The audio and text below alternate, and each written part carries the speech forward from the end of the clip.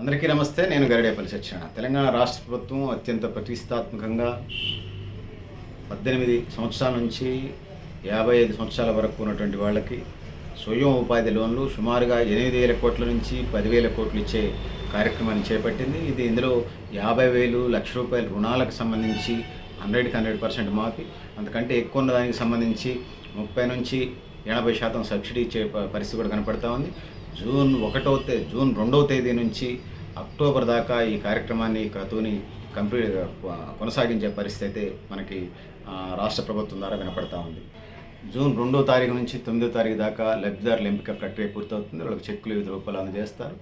ఇది అక్టోబర్ మాసం దాకా 5 నెలల పాటు, June, July, August, September, October దాకా, అంటే సుమారుగా 5 నెలల పాటు ఈ లబ్ధిదారులు ఎవరైతే ఉన్నారో ఈ 8,000 కోట్ల నుంచి 10,000 కోట్లు సుమారుగా 5 లక్షల మందికి ఇచ్చే పరిస్థితి కనపడతా ఉంది.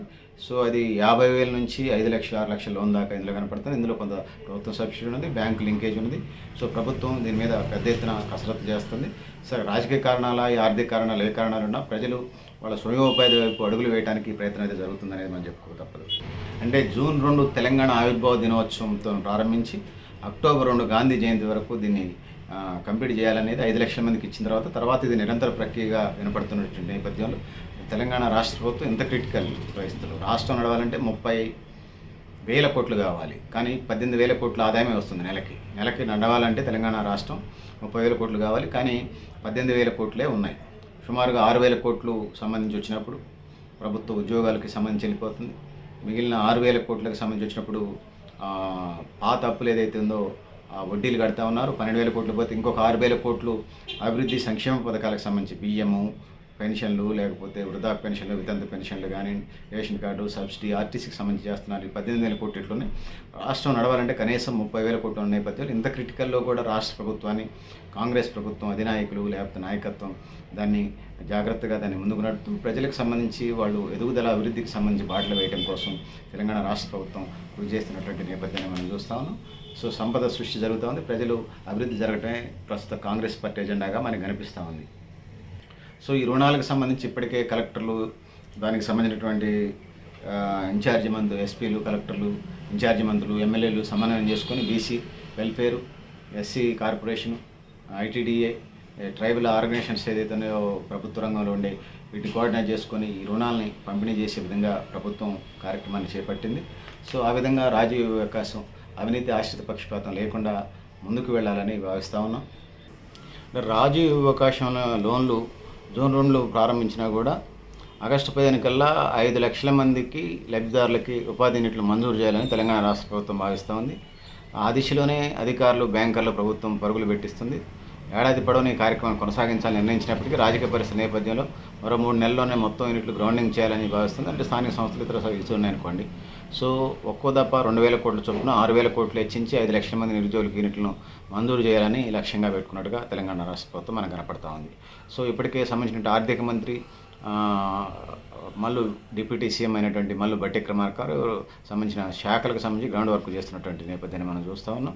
సో తెలంగాణ ఆయుర్వేద దినోత్సవం ఆయన జూన్ 2న 2,000 కోట్లు విలువ చేసే మంజూరు పత్రాలు ఇవ్వాలని చెప్పేసి ఇప్పటికే నిర్ణయం తీసుకోవడం జరిగింది. మరో 3 రోజుల గడువు మాత్రమే ఉండటంతోనే ఎస్సీ, ఎస్టీ, బీసీ, మైనారిటీ కార్పొరేషన్లకు సంబంధించిన ఆధార్ అధికారులు లబ్ధిదారుల ఎంపికపై దృష్టి పెట్టారు. నిర్ణీత గడువులోగా అనుకున్న లక్ష్యాలను సాధించడానికి ప్రయత్నం చేస్తూ ఉంది తెలంగాణ రాష్ట్ర ప్రభుత్వం. సో క్షేత్రస్థాయిలో పరిశీలన ప్రక్రియ ఇప్పటికే పూర్తయింది. 30 నాటికి లబ్ధిదారుల ఎంపికను పూర్తి చేసుకుని సంక్షేమాధికారులు కసరత్తు చేస్తూ ఉన్నారు. రాష్ట్ర వ్యాప్తంగా 16,25,441 మంది దరఖాస్తులు చేసుకున్నారు. రాష్ట్ర వ్యాప్తంగా లబ్ధిదారులు 16,25,441 అంతమంది దరఖాస్తు చేసుకున్నారు. బీసీ కార్పొరేషన్కు 5,35,666, ఎస్సీలకు సంబంధించి 2,95,908 మంది, ఎస్టీలకు సంబంధించి 1,39,112 మంది, ఈబీసీలు 23,269 మంది, క్రిస్టియన్ కార్పొరేషన్ 2,649 మంది దరఖాస్తులు వచ్చినాయి. 5 లక్షల మంది నిరుద్యోగ యువతకు గరిష్టంగా 4 లక్షల విలువైన యూనిట్లు మంజూరు చేస్తారు. ప్రభుత్వ పరంగా 50,000 నుంచి 2 లక్షల వరకు యూనిట్ల వారీగా ప్రభుత్వం సబ్సిడీ మంజూరు చేస్తుంది. మొత్తం మీద అన్ని సామాజిక వర్గాలకు కలిపి కేటగిరీ 1 కింద 1,50,650 లక్ష్యం కాగా 39,400 మంది దరఖాస్తు చేసుకోగా, కేటగిరీ 2 కింద 1,22,540 మంది లక్ష్యం కాగా 93,023 మంది దరఖాస్తు చేసుకున్నారు. కేటగిరీ 1 కింద 50,000 లోపు రుణాలు 100% గ్రాంట్గా ప్రభుత్వం ఇస్తుంది. కేటగిరీ 2, 3, 4 యూనిట్లు బ్యాంక్ లింకేజ్ ద్వారా రుణాలు మంజూరు చేస్తుంది. సిబిల్ స్కోర్పై దీని మీద ఇంకా క్లారిటీ లేదు. రాజీవ్ అవకాశానికి ఉందని లేదని అంటున్నారు. బట్టి గారు ఇప్పటికైతే అది లేదని చెప్పారు.